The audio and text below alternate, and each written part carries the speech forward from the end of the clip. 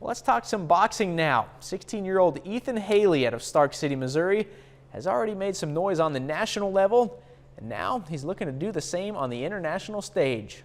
Ethan Haley first put on the gloves when he was just 8 years old.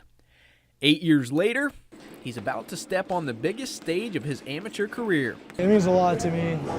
I haven't really won anything big like this. Earlier this month, Haley won the Super Heavyweight National Championship at the U.S. Nationals in Kansas City, and now he'll be representing the United States in the International Championships early next year. It feels great. It opens up a lot of opportunities, get your name out there and stuff like that. He went in, both fights were, aggressive, but he took his time, and then when he felt like he had the chance to finish him, he did real well and ended up stopping both guys the first round, so he did real well. Haley is from Stark City, Missouri, but trains in Galena, Kansas at Heartland Boxing Gym. His trainer is Dallas Cook, who has been with him since he first got in the ring 8 years ago. He's always been in my corner. He was a big kid. Even at 10, 11 years old, he was 135 pounds. We had a hard time finding fights for him. Between that time, he's played football and basketball, took some time off, and now he's, like I said, becoming more athletic now, and that's what's really made a big difference. Is just growing in and being a big boy, and his size, he's gotten used to it. Before Haley and Cook take off for the international competition, they'll be making a stop at the U.S. Olympic Training Center in Colorado Springs. And maybe Haley will get to spar with someone his own age.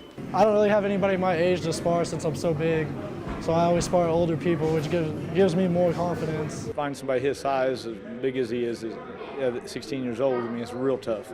He's right there fighting the grown men and hanging right there and with him, so he's done well. Haley and Cook are still waiting to find out when and where that international competition will be. They expect an official announcement sometime shortly after the new year begins. Over the past couple seasons, the Neosho County Panthers have become pretty accustomed to winning.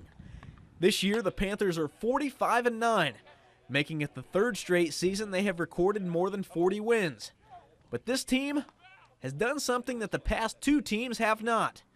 In the latest JUCO Division I national rankings, Neosho County claimed the #1 spot for the first time in team history. Well, I don't think anybody expects to be 45-9, but we knew we had a good ball club. We knew we had good chemistry with this club. I knew in the fall, the very first practice and scrimmage, that we were good, and just seeing the hitters take BP, and I knew if we could pitch the ball that the hitters would put up runs, and that's what they've done all year. A big reason for the team's success has been the offense.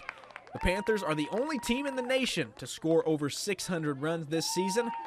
Their high-powered attack is led by third baseman Briley Ware. Yep. Those video game numbers that he put up they're almost impossible to do in a batting practice, let alone doing games. On the season, Ware is batting a ridiculous .587 with 115 RBIs, both numbers tops in the nation. Also, he holds the school record with 27 home runs this season. Now, all of that is even more impressive when you consider the fact that he's a freshman.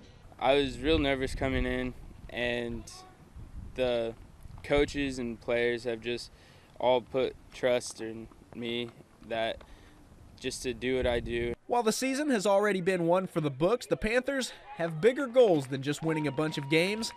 Neosho County is shooting for their third JUCO World Series appearance in the past 5 years, only this time they plan on finishing it off with a national title. There's a lot of great teams that we would have to go through to get there, but then again, we're playing really well also. We need to continue to throw strikes and get outs, of course, and the hitters just keep doing themselves and hitting the ball and scoring runs, and we'll be fine. In Chanute, Jacob Lenard, Fox 14 Sports.